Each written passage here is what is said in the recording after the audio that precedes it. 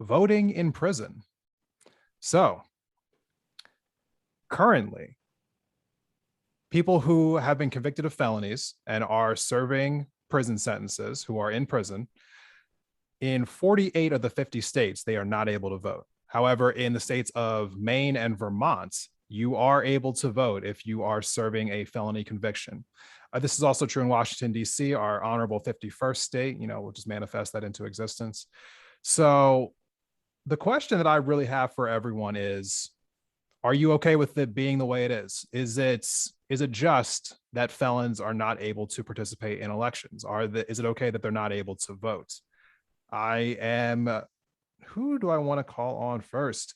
Rashida, I want to ask you first this question. Do you think that felons should be able to vote while they're in jail? Yes, I do. I don't see there's so many, for God's sake, there's so many things that's going wrong for them while they're in there. And I'm sure, I cannot wait for the onslaught of they killed somebody, but which is fine. But it's fine. But the point that I think that what we have to realize is that there has to come a point where it's not just solely about punishment fitting the crime. We also know that's one of our pieces, right? Where we do have to be concerned about what's considered or classified as cruel and unusual. And I would also just say that we not having or allowing someone the right to vote, other than the other rights that are already removed, which are their right, their freedom, their access to their family, people who know them, etc.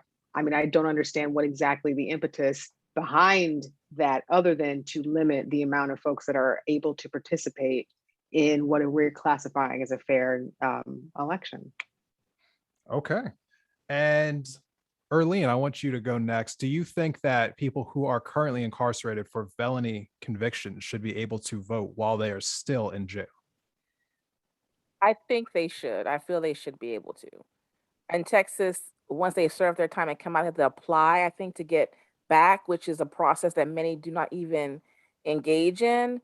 But I feel that they're there, like Rashida said, their rights have been taken away. They committed a crime. I'm not talking about that, but they're still having things impact their lives or their family lives. Who's left out there? So why not allow them that right to cast their vote? I just think it was set up in a way of I'm imprisoning certain people so they will not be able to voice their opinion.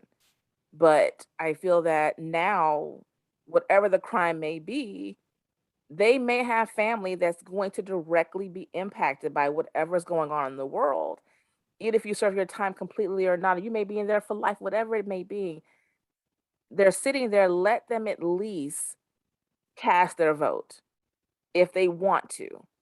I just feel there's no need to take that away.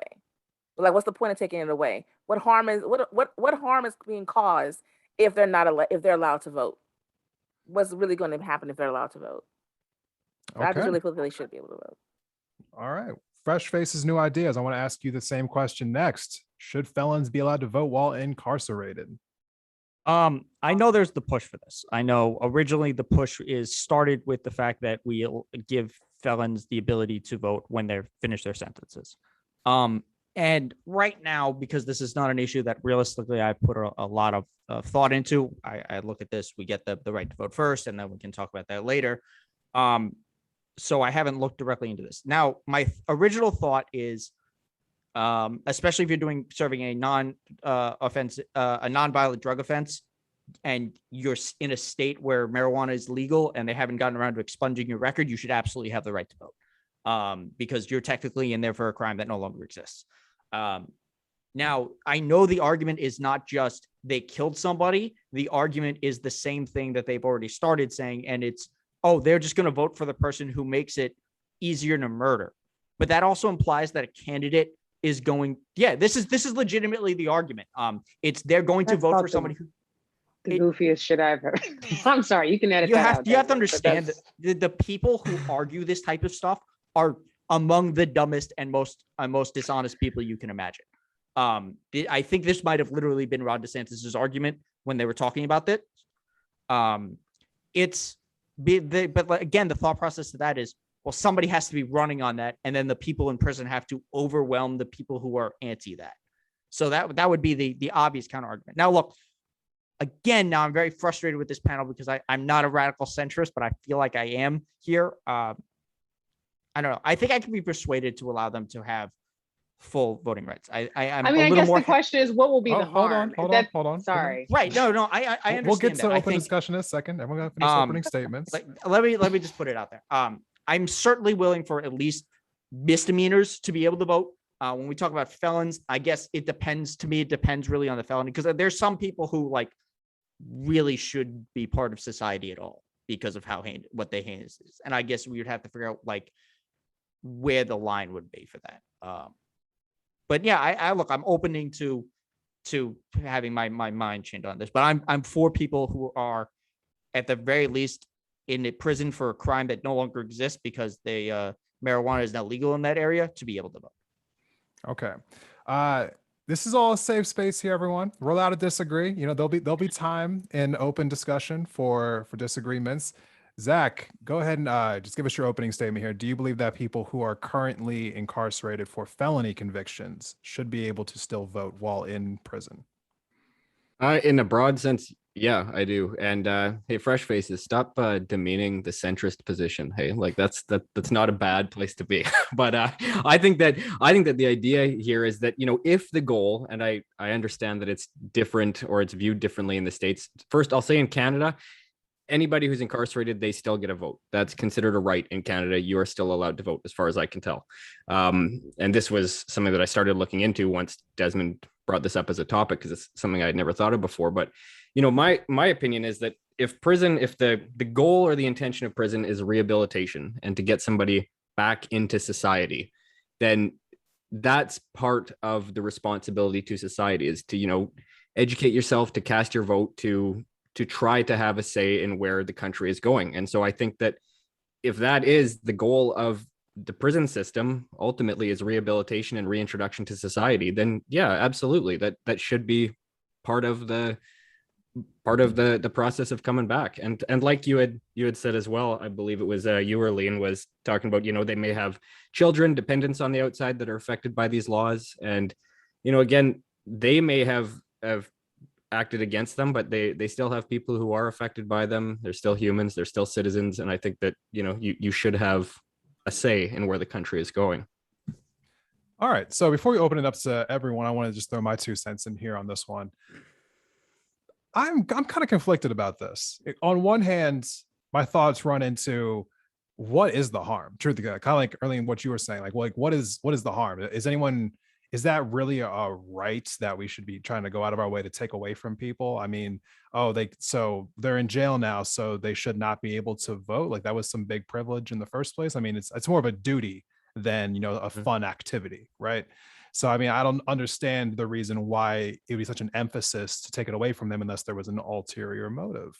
But with all that being said, I'm kind of the mind that if you're in prison for life, then maybe you don't need that right anymore, because the policies really don't affect you anymore because you're never getting out. But if you do have a life on the outside, if you have the chance to come back on the outside, if you have the chance to rejoin society, then there's no reason why you shouldn't still be engaged with society. And in a rehabilitation sense, it might be, I guess, getting you to a place in your mind where you want to rejoin society by staying involved with it, by staying up to date with it, by voting with your locality. I think it could be an overall positive. But again, I think for people who are in jail for life, you know, maybe they just don't need to vote. Like what's the point for them to vote? They're never getting out, so they're never going to be involved in society again. But I am open to being disagreed with. I'm opening the panel up completely now. Rashid, I know that you have some things you want to say. I don't know what you're talking about. I'm just going to sit here very passively and pat my nails. I think that's a So great. let's Oh, just- sorry. Go ahead. Sorry. Okay. So let's just get straight to it. So like, first I want to start with like, cause there's a lot of things in here that we're going to have to cut through. Yeah. Starting with life in prison. So we know for real, that life in prison does not discourage crime, and nor does it really seek to rehabilitate, you know, the person. We also know that, you know, more often than not, the folks who are are serving life in prison were incarcerated at a young age. There's several examples of that. I would refer people to read one of Ta-Nehisi Coates' essays in We Were 8 Years in Power. He's actually does a really good breakdown of a lot of different issues, from environmental racism to the school to prison pipeline that landed someone in prison in Maryland right now for life. So I would ask, if it's not really for rehabilitation, which Zach mentioned is supposed to be, in theory, the purpose or the point, then would we need to have someone incarcerated for their entire life? Certainly it means that there's a lack of adequate resource on the outside that makes it seem like prison is the only place that we could put people when we don't know what to do with them. And then on top of that, oh, let's just take their voting rights away. Okay, I'm done. I think this. You can go, Zach. Sorry.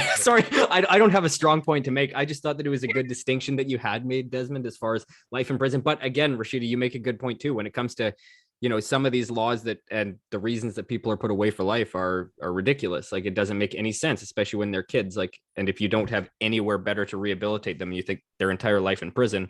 That being said, there are some people, like Fresh Faces had alluded to, that should be in prison for the rest of their lives. Like, we all know that there are some people like that are, it's tough, right? Like it's where do you draw that line? But I agree that, it's just a tough conversation. It's one that I'm happy you actually brought up, because I'd never thought of it before, but it's it's interesting. But as far as life imprisonment, maybe we need to look at those sentences individually, but that is an interesting distinction to make, because if you aren't coming back to society, then do you have a say in it? But then, I don't know.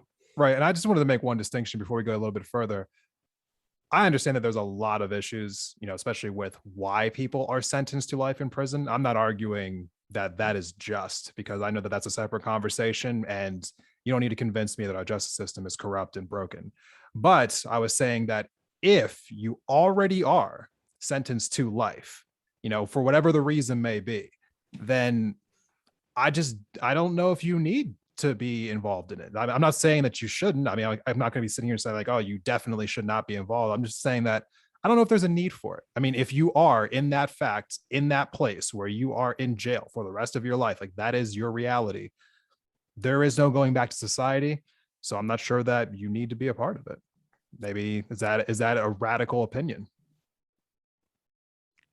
I think ultimately this comes down to rehabilitation and how we're dealing with the prison system. I think, like, you're right. Like, on its face, when you tell somebody that, they think, no, that's ridiculous, they deserve to be punished. But that's just how we've built up this prison system. And obviously the goal then would be, well, if we allowed them the right to vote, who better to be an advocate for prison reform than the people in it? So I guess that's certainly a positive there. There's absolutely certain people who should be, like, Larry Nassar should never be able to have any voice in anything again. I don't know who doesn't know who Larry Nassar is. He was the doctor for Team USA, and then I think he was a doctor for Michigan State as well, who assaulted was it like 1,000 girls or something? It was like insane number of girls. It was a number that validates. There's a special place in hell for him. Yeah,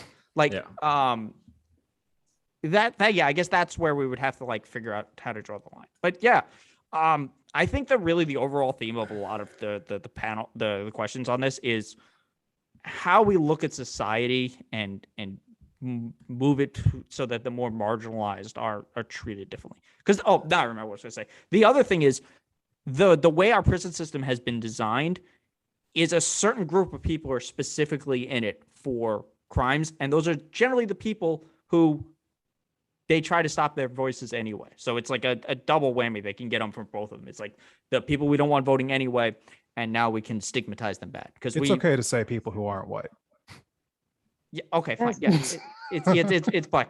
That's really how it is. I was trying to be a little more out, but that's what it is. No, because it's like, look, that we know that's why there's a difference between crack cocaine and powder cocaine. We know that's why there's a difference between sentencing for white and black people using marijuana. There's same rates, and black people are sentenced at it 4 times the rate, I think it is.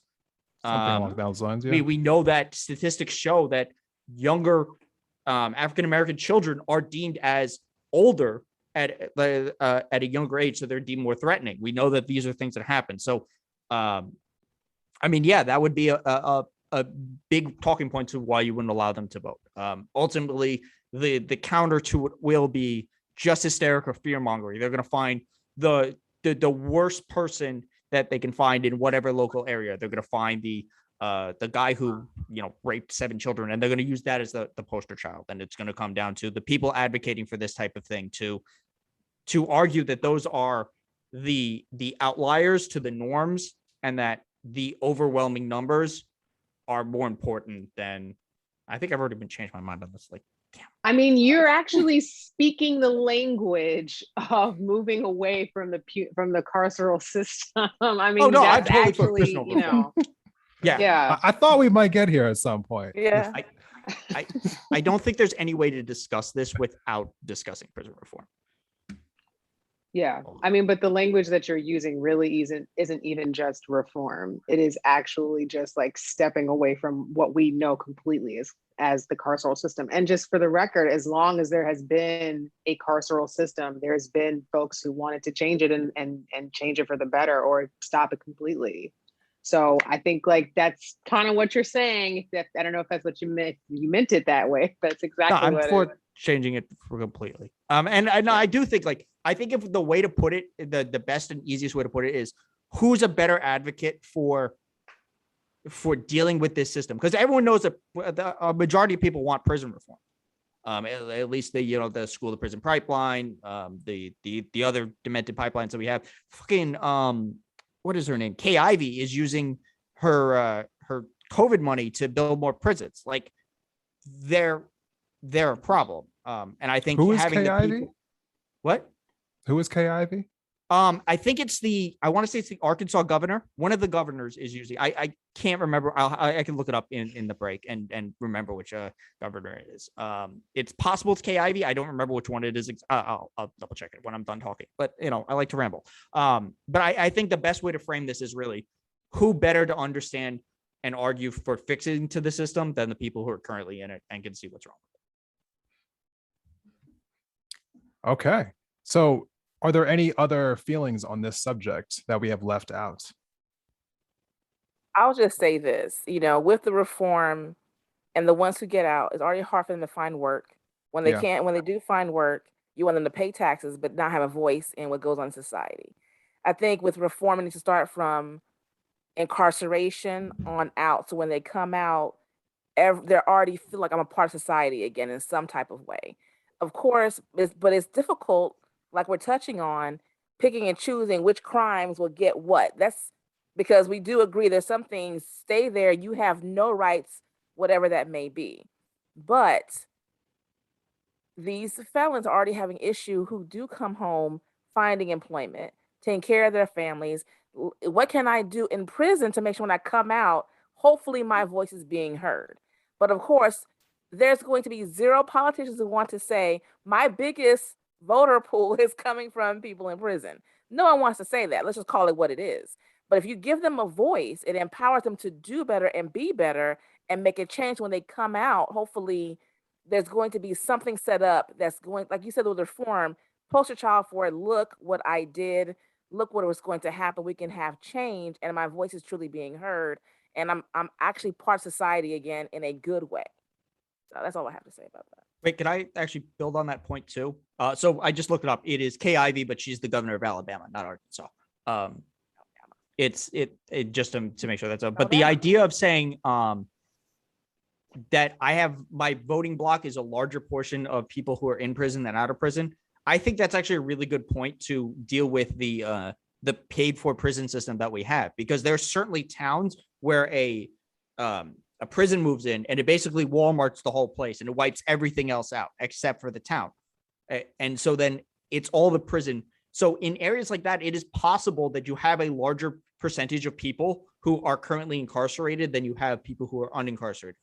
So if you ran in an area like that, if you ran at least locally and you had that block, somebody's not going to say, oh, you have more prisoners voting for you than I do, when they know that they have more prisoners in the area. I guess for that, it would require just a framing issue. So let's say you're running for a state issue and you're a congressman from that area and they say, well, your voting block are all people in prison. You're like, yeah, because we have a for-profit prison system, my local area has been devastated. And therefore, unfortunately, the vast majority of people are in prison in my area due to no fault of their own. Now, one other pushback, I guess it would be is what do you do about prisoners who are sent to prisons that they're not in state lines? Like let's say you get sent to I guess that would be an issue. Like if I'm sentenced in New York, but I'm sent to Connecticut prison, where do I vote? Like, am I an absentee ballot vote? Am I Connecticut citizens? I guess as you're working this out, that would be a logistical question to answer. All right. So I Mostly, want to yeah. go ahead and reference why I brought this conversation up in the first place. There's a lot of conversations going around the country right now involving voters' rights, whether it was the 300 plus bills that were brought into legislation this year, in different state legislations, around the country. Voter suppression is very much going on right now. There are conversations around re-enfranchisement of people once they get out of prison, especially we saw that down in Florida a couple years ago. Voting rights as a whole are more or less being attacked right now. There was a lot of different subjects we could have talked about, but I wanted to focus on a conversation that just doesn't get talked about maybe ever, but if it does, it's very little. And so I wanted to definitely talk about this particular subject today. I will definitely have more conversations in the future involving voting rights. Probably we'll have another conversation in the future about prison abolition, if Rashida will come back on. So we will have that conversation in the future as well. But we're going to wrap up this particular portion of this episode. So I want to give everyone a chance to just plug themselves and say where you can find yourself at online. I want to go ahead and start off to my right here with Rashida. Thank you for coming on for this episode. Where can everyone find you and your podcast? Desmond, thank you for having me. Everyone can find me on all platforms, Crossroads Podcast on Instagram, Crossroads Podsy1 on Twitter and Facebook. And you can visit my website, allroadscross.com. Perfect. Desmond, can you drop any links in the chat so I can spread them to my chat? Will do. Yeah, I'll do that right after we get done with the closings here. Zach, I want you to go ahead and thank you again for coming on this episode. Where can everyone find you and your podcast? Thanks for having me. Across any podcast platform, it's Plaid Jacket Philosopher. I don't have a video component to mine, so if any of my listeners are coming over here, you're probably seeing me for the first time. So hello, but I'm just not that far ahead yet. But on any of the podcast platforms, it's there. I'm not great on social media, but it's Plaid Jacket Philosopher on Instagram, Plaid Jacket Philosopher on Facebook, and @JacketPlaid on Twitter. Again, I'm more active in my actual RSS feed than I am in my social media feeds, but that's where I am, and I'm open to interacting. So thanks for having me. All right. And I want to thank Erlene for coming on to the podcast today. Where can everyone find you and your various podcasts? Thank you so much for having me. This has been fun. I love it. You can find me on Instagram and Facebook at Shall You Proceed Podcast. You can find me on Twitter as well at Shall You Proceed Podcast and TikTok. I'm TikToking y'all. You can find me also on all streaming platforms and YouTube, Shall You Proceed Podcast. My website is emangoinclusivemedia.org. And you can find me also for the I Made My Bed podcast on all streaming platforms. All right. And finally, Fresh Faces, New Ideas. Thank you for coming back onto the podcast. Where can everyone find you and your Twitch channel? Well, you can barely find me at all of these because I think I'm permanent now. You can find me on Fresh Faces New Ideas on twitch.tv. So it's twitch.tv/Fresh Faces New Ideas. I stream usually 1 p.m. EST every day except Thursdays. I usually stream at 5. You can find me on Twitter at Faces Ideas, and I have a Discord. If you go to my Twitter, it has a link to my Discord, my YouTube, which I don't really use enough. Once I get an editor, I'll be more active. Or you can find me on Twitch at Fresh Faces New Ideas. I talk mostly politics current locally, but I will be happily have a conversation with literally anybody about almost any topic. So if you guys are ever looking for a guest, I'm more than happy to be on it. And if you want to plug whatever you're doing, I would happily have you guys on as long as I get the links. I will put it on my chat. I'll put it in my Discord. I will, I have an Instagram. If you can find it on, I don't even remember what I call it anymore. I don't use Instagram. I certainly don't use TikTok, but generally Fresh Faces New Ideas on Twitch is where you can find it.